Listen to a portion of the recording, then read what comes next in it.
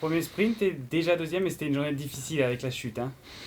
Ouais, journée difficile. Déjà hier, j'ai été pris dans la grosse chute massive qui est survenue dans la descente. Et aujourd'hui, encore une chute, deux chutes en 2 jours, donc ça fait beaucoup. Le sort s'acharne, c'est l'impression que ça donne après le championnat de France, Tour de France. Ouais, c'est ma cinquième chute en moins de 2 mois, alors que j'étais pas tombé de l'année jusqu'au championnat de France.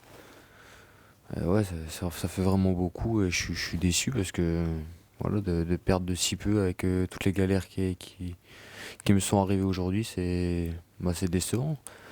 Surtout que l'équipe a bien bossé dans le final auprès de moi et on a fait un gros effort déjà pour recoller sur le peloton après cette chute. Ouais.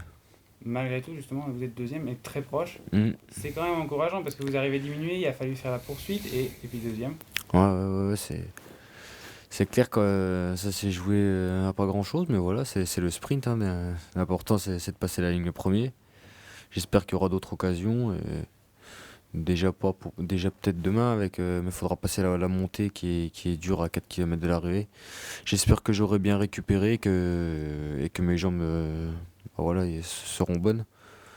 Mais je souffre surtout du dos. Après le reste, c'est que des blessures superficielles. Je suis brûlé sur tout le côté gauche.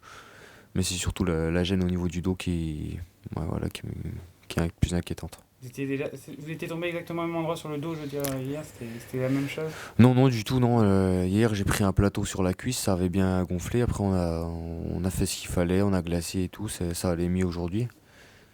Après, pareil, c'était des petites blessures, mais ouais, c'est surtout le dos qui me fait mal parce que je crois que c'est Daniel Benati qui m'a percuté de l'arrière quand j'ai glissé sur le rond-point. Et ouais, c'est surtout ça qui me fait mal.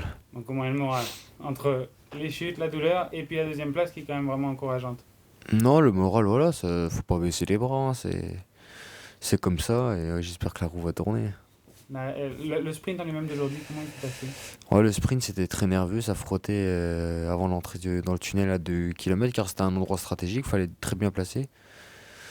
Ensuite, voilà, je suis resté dans la route Geoffrey et l'idéal c'était que je prenne la route de Genkolb, mais Sagan est venu avec de la vitesse de l'arrière pour prendre la route de Genkolb et du coup je me suis retrouvé dans la roue à Sagan. Et au moment que de Genkolb a lancé, il y avait vent de dos, donc je pense qu'il y aurait eu vent de face, ça m'aurait avantagé, mais avec un vent de dos. Quand c'est le sprint, on sait qu'il faut être placé au maximum devant, hein, parce qu'on revient pas comme ça. Après, voilà, j'essaie de mettre un dernier coup de rein dans les 100 derniers mètres, mais j'ai pas réussi à remonter. Je suis remonté à la roue avant. Demain, arriver avec une petite bosse un peu plus d'un kilomètre de l'arrivée, ça peut vous sourire, hein, parce que ça va éliminer des gens, on sait que vous êtes fort dans Hmm. ce genre d'arrivée. Oui, ça me convient, hein. Sur le papier, c'est une arrivée qui peut me convenir. Et comme je dis, je vais voir si je vais bien récupérer de mes blessures, parce que j'ai quand même bien souffert dans le final de l'étape. Ça paraît pas comme ça, parce que quand on est sprinter, voilà, on donne le maximum jusqu'à l'arrivée. Que j'ai oublié la douleur dans le final, mais j'espère que demain ça ira quand même. L'adversaire sera encore Sagan du coup. Ouais, Sagan, ça va être le client. De Kolb aussi, il aime ce genre d'arrivée.